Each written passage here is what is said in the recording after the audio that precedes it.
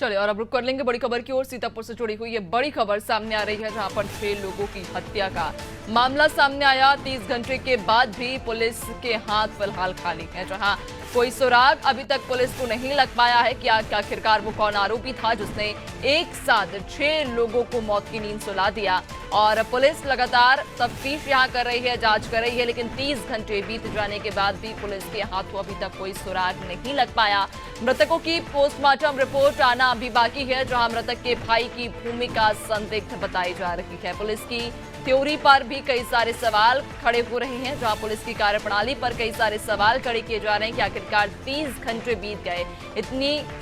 बड़ी घटना यहां पर हो गई, 6 लोगों की एक साथ हत्या कर दी जाती है और 30 घंटे बीत चुके हैं, लेकिन अभी तक पुलिस के हाथों कोई सुराग आरोपी का नहीं लग पाया है। पुलिस अभी तक आरोपी तक नहीं पहुंच पाई है कि आखिरकार वो कौन आरोपी था जिसने इतनी बड़ी घटना को अंजाम दिया, एक साथ 6 लोगों को मौत की नींद सुला दिया, जिस वजह से जहां पूरे इलाके में सनसनी है, हड़कंप का माहौल है, तो वहीं 30 घंटे गुजर जाने के बाद भी पुलिस अभी तक आरोपी तक नहीं पहुंच पाई है, या आरोपी का अभी तक पुलिस को कोई भी सुराग नहीं लग पाया है, जिस वजह से पुलिस की कार्यप्रणाली पर कई सारे सवाल खड़े हो रहे हैं।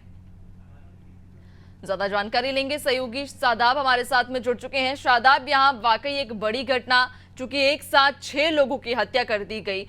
और 30 घंटे बीत चुके हैं, लेकिन पुलिस के हाथों अभी तक कोई सुराग नहीं लग पाया है।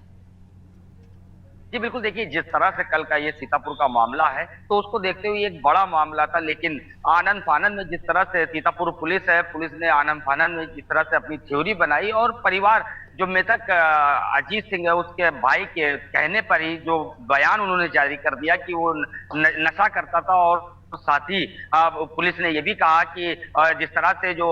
अजीत सिंह था वो मानसिक रूप से बीमार था। तो ऐसे में जिस तरह से पुलिस ने थ्योरी बनाई उसको लेकर परिवार नाराज भी है। जो मृतका की भाई हैं उनका भी साफ तौर पर कहना है कि पुलिस ने जिस तरह की थ्योरी बनाई थी वो गलत तरीका था उनका कहने का, क्योंकि वो मानसिक रूप से कभी बीमार नहीं रहे और जो भी उनकी परेशानियां थी वो छोटी मोटी परेशानियां थी, लेकिन जिस तरह से पुलिस ने उसको आनन फानन में अपने सर से एक बोझ कम करने के लिए उसको हटा दिया गया, तो एक ये बड़ा सवाल उठता है सीतापुर पुलिस के लिए, क्योंकि उन्होंने जिस तरह से बताया, क्योंकि 6 हत्याएं हैं जिसमें 3 मासूम बच्चे भी हैं और पति है और पत्नी है और साथ ही जो बच्चों की दादी है उसकी भी हत्या की गई है। लेकिन पुलिस है, पुलिस का साफ तौर पर कहना था, कल तक पुलिस का राग यही कहते चले आए थे कि ये सुसाइड है। पहले तो अजीत सिंह ने सबकी हत्या की, बाद में उसने सुसाइड कर लिया, लेकिन जिस तरह से मामला सामने आ रहा है, सूत्रों की अगर माने तो खबर ये भी सामने आ रही है कि जो अजीत सिंह की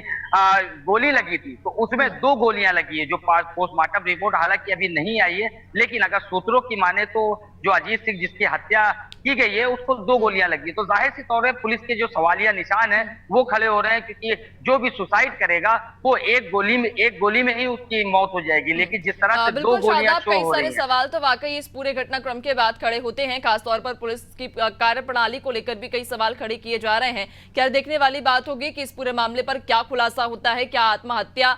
इसे करार दिया जाएगा या फिर सोची समझी रणनीति के तहत यहाँ पर इन सभी लोगों की हत्या की गई है। स्पष्ट जानकारी पोस्टमार्टम रिपोर्ट आने के बाद ही साफ हो पाएगी। बहुत शुक्रिया आपका जानकारी साझा करने के लिए।